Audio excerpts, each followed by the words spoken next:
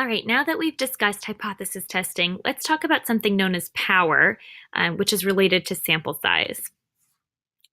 So power is the probability that you will detect a statistically significant result given the null hypothesis is false.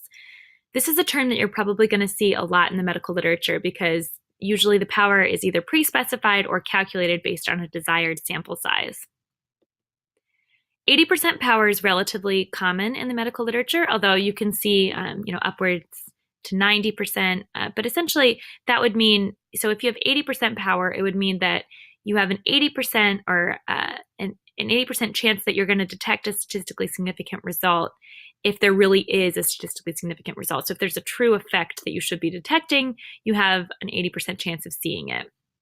And this is really important because you don't want to be pouring money into a study that actually doesn't have a very high chance of success.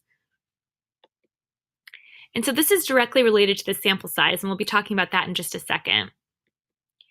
And it must be calculated or specified before the study has begun. And so this is actually really important. A lot of times people will try to calculate these post hoc power analyses, and that's actually pretty meaningless. And so it's important to make sure that this is calculated before the study has started.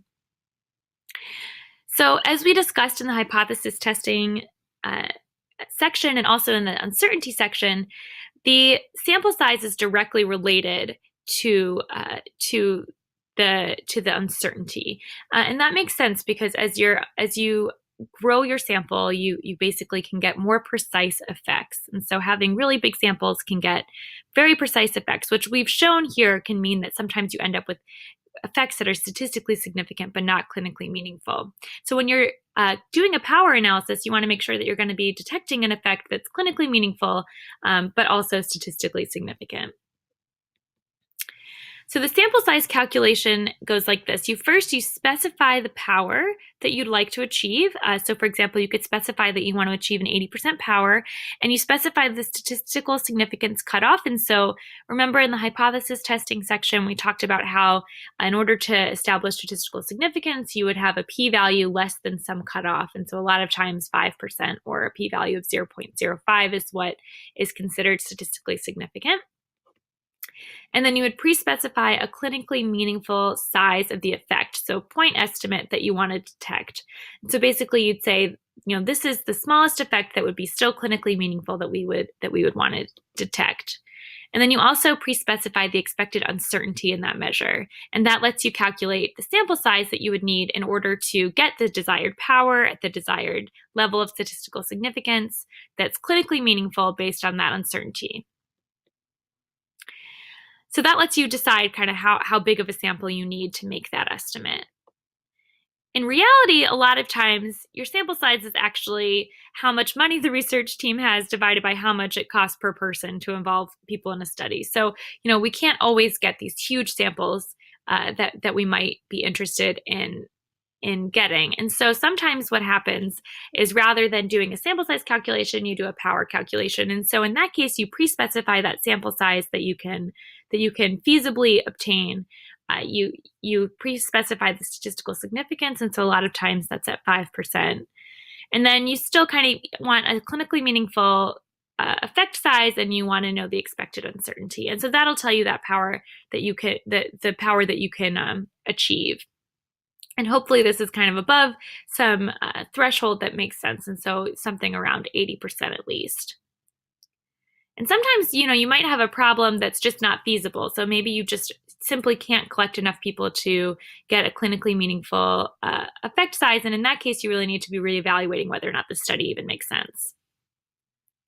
Okay, so let's look at how this looks in the literature. Returning to that clothes trial that we've been talking about for a while, where we're looking at silk garments plus standard of care compared to just standard of care for treating eczema. And again, you can find this full trial, this full article in PLOS Medicine.